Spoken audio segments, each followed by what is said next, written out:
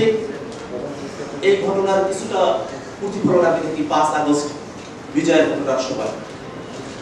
মক্কা বিজয়ের সময় সাহাবীরা যে সংযম দেখিয়েছেন তারই শিক্ষা নিয়ে 5 আগস্ট বিজয়ের পরে বাংলাদেশের বিজয়েরা সংযম দেখিয়েছে। নতুবা আওয়ামী লীগের তৎকালীন সাধারণ সম্পাদক বলেছিলেন কয়েক লক্ষ লোক মারা যাবে, মারা গেছে? যায়নি। আমরা হয়তো পরিপূর্ণভাবে আল্লাহ রাসূল সাল্লাল্লাহু আলাইহি ওয়াসাল্লামকে অনুসরণ করতে পারিনি, মানুষ হিসেবে আমাদের প্রকৃতি চিত্র আছে, কিন্তু বাংলাদেশের মানুষ যে সামগ্রিকভাবে মক্কা বিজয়ের ঘটনাকে তাদের জাতীয় জীবনে প্রতিফলন করতে পারলো, এই ঘটনা বাংলাদেশের রাজনৈতিক ইতিহাসে স্মরণীয়। সেখানে যারা অন্যায় করেছে, কাবা ঘরের আদলে কবর বানিয়েছে, তাদেরকে বিচারের মুখোমুখি দাঁড় করানো যেমন আমাদের কর্তব্য, একই সাথে সংযত থাকাও আমাদের কর্তব্য ছিল। কিন্তু একটা লাশকে কিন্তু তো আল্লাহর কাছে সুপর্দ হয়ে গেছে, তার বিচারের দায়ভার তো আল্লাহ রাব্বুল আলামিনের কাছে চলে গেছে।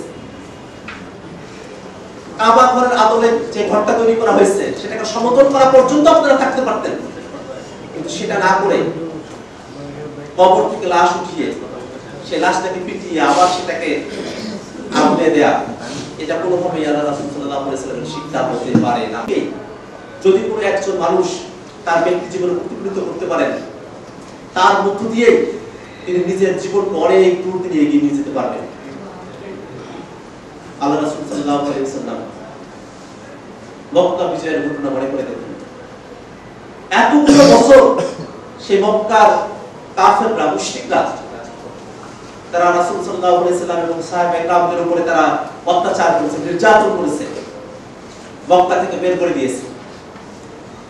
অথচ আল্লাহ রাসূল সাল্লাল্লাহু আলাইহি ওয়াসাল্লাম এবং সাহাবারা যখন মক্কা বিজয় করলেন, কাফেরদের মনে, মক্কার অধিবাসীদের মনে তখন অনেক ভয়, কিন্তু সমস্ত ভয় ধুলোয় মিশিয়ে দিয়ে আল্লাহ রাসূল সাল্লাল্লাহু আলাইহি ওয়াসাল্লাম সকলের জন্য সাধারণ ক্ষমা ঘোষণা করলেন এবং তার সাহাবীরা এতটা সংযত আচরণ করলেন যে বিনা রক্তপাতে মক্কা বিজয় হয়ে গেল।